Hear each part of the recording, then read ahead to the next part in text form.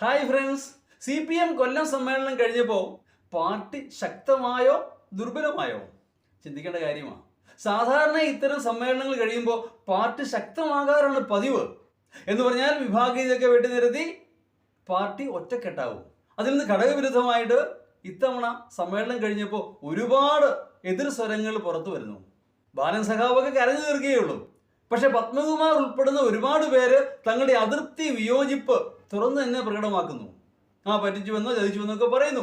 പക്ഷെ ഇക്കാര്യത്തിൽ ഏറെ ശ്രദ്ധേയമായ കാര്യം എന്ന് പറയുന്നത്, പണ്ടൊക്കെ പാർട്ടിക്കെതിരെ ശബ്ദിക്കുക എന്ന് പറഞ്ഞാൽ പിന്നെ ജീവൻ അപകടത്തിലായി എന്നുള്ളതാണ്. പക്ഷെ ഇപ്പൊ അങ്ങനെയല്ല. പുറത്തു വരുന്നവരെ രണ്ട് കൈയും നീട്ടി സ്വീകരിക്കാൻ BJPയും കോൺഗ്രസും തമ്മിൽ മത്സരിക്കുകയാണ്. BJP ആണെങ്കിൽ ദൂതന്മാരെ അയച്ചു കഴിഞ്ഞു, ഇങ്ങോട്ട് പോര്, ഞങ്ങൾ നോക്കിക്കൊള്ളാമെന്ന്. അതിന് പ്രത്യേകതയെന്ന് പറഞ്ഞാൽ അവർ രാഷ്ട്രീയ അഭയം മാത്രമല്ല നൽകുന്നത്, സംരക്ഷണവും നൽകും.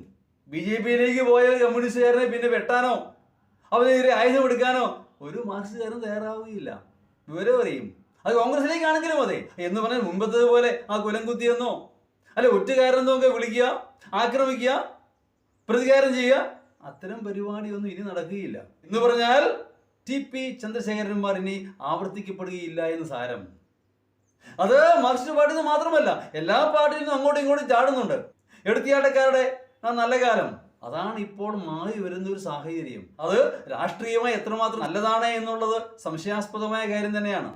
ഒരു പാർട്ടിയെ വിശ്വസിക്കുക, പിന്നെ മറ്റൊരു പാർട്ടിയിലേക്ക് ചാടിപ്പോവുക, സ്ഥാനമാനങ്ങൾക്ക് വേണ്ടി സ്വന്തം പാർട്ടി ഒറ്റുകൊടുക്കുക. ഏറ്റവും നല്ല ഉദാഹരണം നമ്മുടെ KV തോമസ് തന്നെയാണ്. ഇപ്പൊ ഡൽഹിയിൽ പോയി ഇരിപ്പുണ്ട്. വല്ല കാര്യമുണ്ടോ? തന്നെ താനാക്കി മാറ്റിയ പാർട്ടിയെ ചതിച്ച് കൂറുമാറി ഏതാനും വർഷത്തെ സുഖലോലുപതയ്ക്ക് വേണ്ടി ഡൽഹിയിൽ കേരള സർക്കാരിന്റെ അല്ല, കേരള ജനങ്ങളുടെ എല്ലാം ടാക്സ് മണി, നികുതി പണം കൊണ്ട് സുഖമായി കഴിയുന്നു. ഇതാണ് മാറുന്ന രാഷ്ട്രീയം.